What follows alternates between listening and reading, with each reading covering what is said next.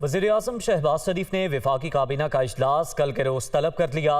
मुल्की सियासी और मौशी सूरत हाल का जायज़ा लिया जाएगा। ज़राए ऐसा बता रहे हैं वफाकी काबीना का 5 निकाती एजेंडा जारी कर दिया गया। गंदम के ज़खायर, तलब और रसद, इमदादी कीमत के तयन पर गौर किया जाएगा। तेल और गैस के ज़खायर की तलाश के मनसूख लाइसेंस बहाल करने पर गौर होगा।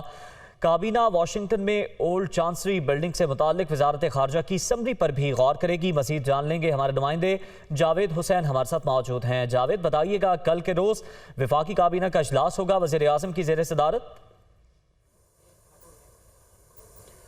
जी बिल्कुल, कल वज़ीर-ए-आज़म शहबाज शरीफ ने वफाकी काबीना का इजलास तलब किया है और ज़राए ने बताया कि ये इजलास जो है वो दिन 11 बजे वज़ीर-ए-आज़म हाउस में तलब किया गया है और इसका जो 5 नुकाती एजेंडा है वो भी जारी कर दिया गया है।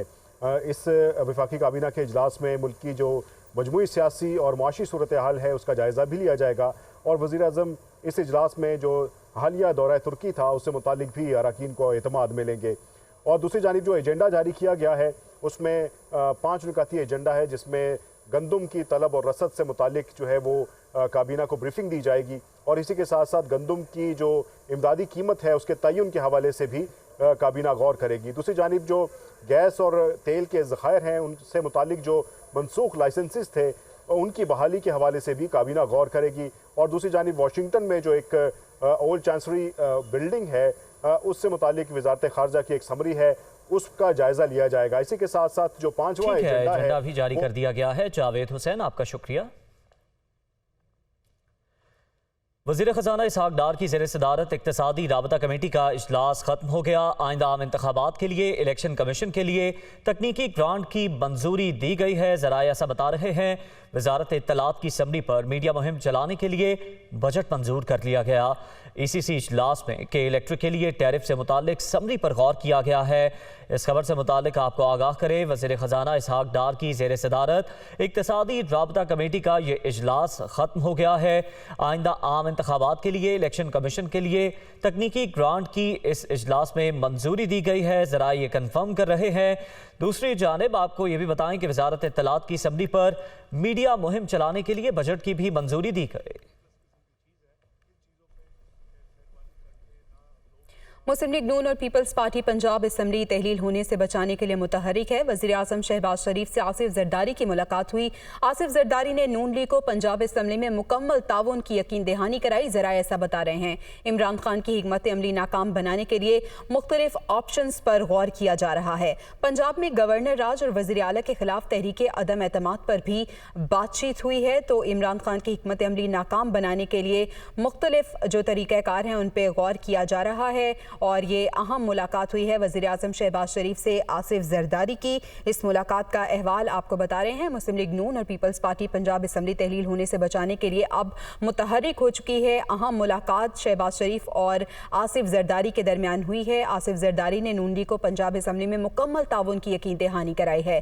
साथ ही साथ इमरान खान की हिकमत अमली नाकाम बनाने के लिए मुख्तलिफ ऑप्शंस पर गौर किया गया है। पंजाब में गवर्नर राज और वज़ीर आला के खिलाफ तहरीक अदम एतमाद पर भी इस मुलाकात में तबादला ख्याल किया गया है। आसिफ ज़रदारी ने नून लीग को पंजाब असम्बली में और गवर्नर राज के लिए जो मुख्तलिफ ऑप्शंस हैं उन पे गुफ्तगू की है। ये अहम मुलाकात हुई है आसिफ ज़रदारी और शहबाज शरीफ के दरमियान।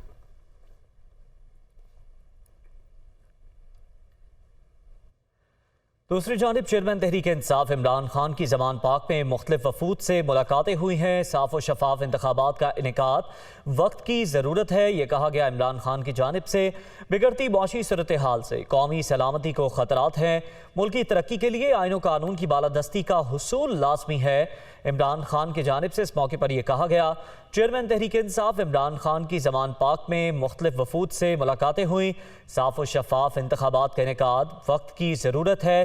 बिगड़ती मुआशी सूरत हाल से कौमी सलामती को ख़तरात हैं। मुल्की तरक्की के लिए आईन व कानून की बालादस्ती का हुसूल लाजमी है। इमरान खान की जानिब से गुफ्तगू में ये कहा गया।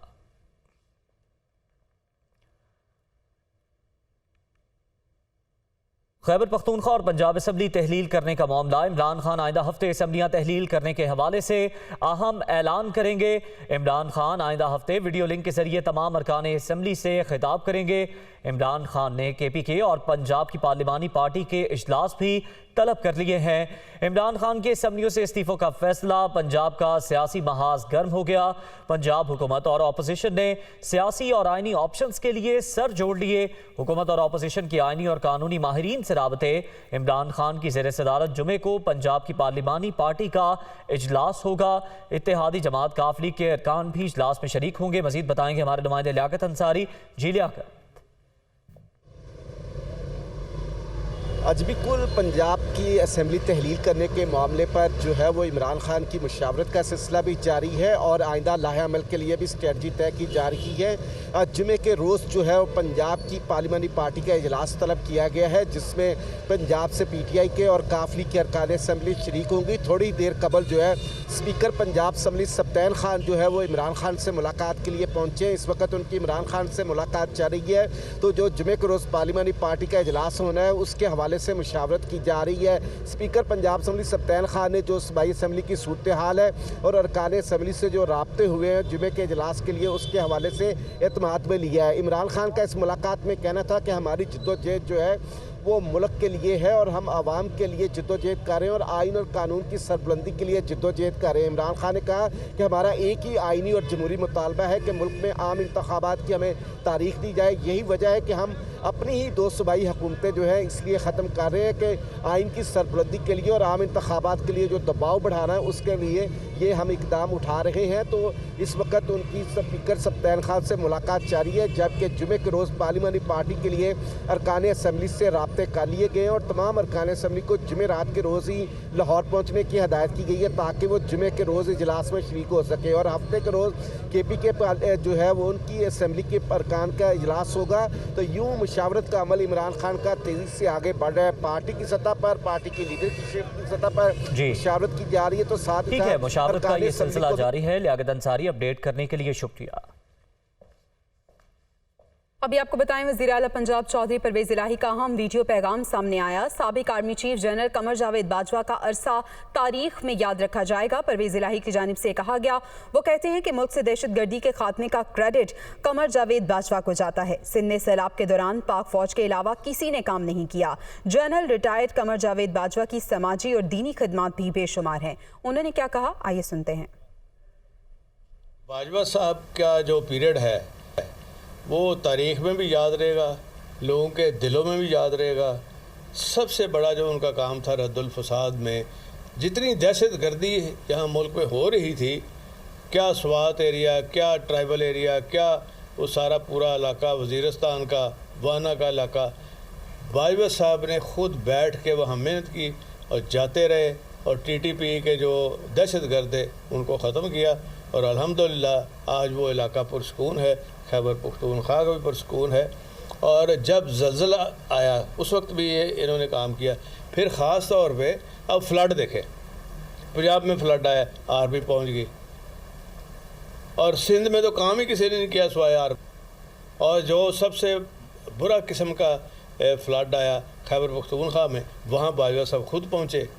ان کی سماجی خدمات، ان کی سوشل خدمات اور سب سے زیادہ دینی خدمات، جب پابندی غلط فہمی کی بنا پر سعودی عربیہ نے لگا دی، جو سب سے بڑی جماعت ہے دنیا کی تبلیغی جماعت، تو اس جماعت کے اجلاس میں سب سے زیادہ اگر کوئی دعائیں کرنے والا تھا تو وہ باجوہ صاحب کے حق میں سب نے دعائیں کی کہ یا اللہ ان کو لمبی زندگی دے، ان کی پالیسیز کنٹینیو کرے، جو کہ دین کے لیے بھی اچھا ہے، ملک کے لیے بھی اچھا ہے، آئندہ آنے والی نسلوں کے لیے بھی اچھا ہے۔ نئے چیف آئے ہیں، ان کو بھی میں مبارکباد پیش کرتا ہوں، اور انشاءاللہ ہمیں امید ہے کیونکہ ان کا تجربہ بہت ہے، انہوں نے کام کیا ہے۔ کچھ عرصہ مجھے بھی موقع ملا تھا 8-10 ماہ کام کرنے کا، بہترین وہ سپہ سالار انشاءاللہ تعالیٰ ثابت ہوں گے۔